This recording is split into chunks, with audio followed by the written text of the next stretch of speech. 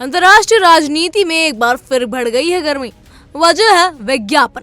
जी हाँ, कनाडा के ओंटारियो प्रांत की सरकार द्वारा प्रसारित एक विज्ञापन ने अमेरिका के राष्ट्रपति डोनाल्ड ट्रंप को आग बबूला कर दिया है। ये विवाद इतना बढ़ गया है कि ट्रंप ने कनाडा से आने वाले आयातों पर 10% का अतिरिक्त टैरिफ लगाने का ऐलान कर दिया है। मामला इतना साधारण नहीं है, बल्कि इसके पीछे छुपी है राजनीतिक चालबाजी और एक पुराना नाम, रोनाल्ड रेगन का।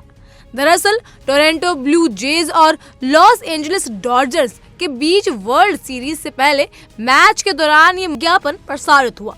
विज्ञापन में अमेरिका के पूर्व राष्ट्रपति रोनाल्ड रेगन के पुराने रेडियो संबोधन के अंशों को संपादित कर इस तरह पेश किया गया मानो रेगन ट्रंप की टैरिफ नीति की आलोचना कर रहे हो।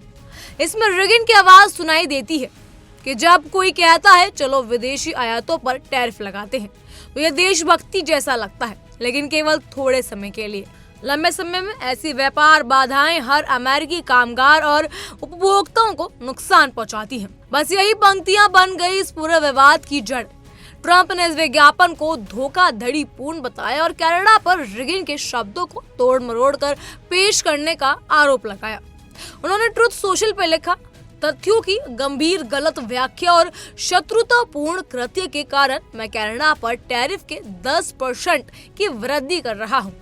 ट्रंप यही नहीं रुके, उन्होंने ओटावा सरकार पर तीखा हमला बोलते हुए कहा कि इस धोखाधड़ी का एकमात्र उद्देश्य यही था कि कनाडा उम्मीद कर रहा था कि अमेरिकी सुप्रीम कोर्ट उसके पक्ष में फैसला लेगा। ट्रंप ने साफ कह दिया कि जब तक ये रवैया जारी रहेगा तब तक अमेरिका व्यापार वार्ता के लिए तैयार नहीं होगा। बता दें, रेगन फाउंडेशन भी इस विवाद में कूद पड़ा है।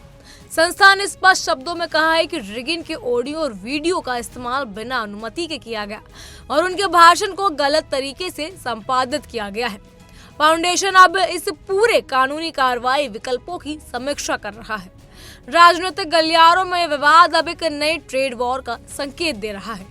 ट्रंप पहले भी कनाडा के निर्यात पर 25% और ऊर्जा उत्पादों पर 10% टैरिफ लगा चुके हैं।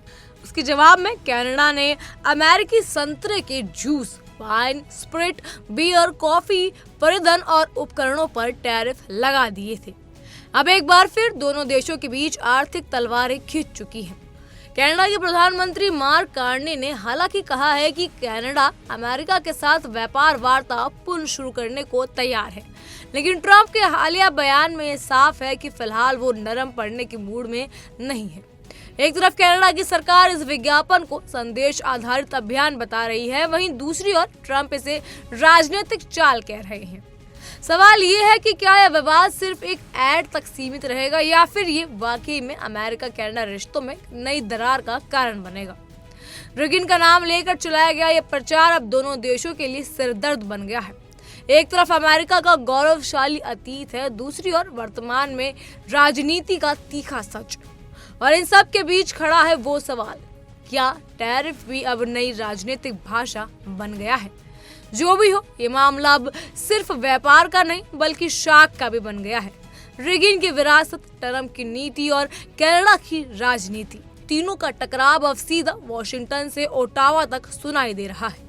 आने वाले दिनों में ये देखना दिलचस्प होगा कि यह विवाद बातचीत से सुलझेगा या फिर नया आर्थिक युद्ध शुरू होगा। बहरहाल इन सब पर आपकी क्या राय है, हमें कमेंट सेक्शन में जरूर साझा कीजिएगा। फिलहाल के लिए इतना ही। तमाम खबरों के लिए फॉलो कीजिए इंडिया डेली को।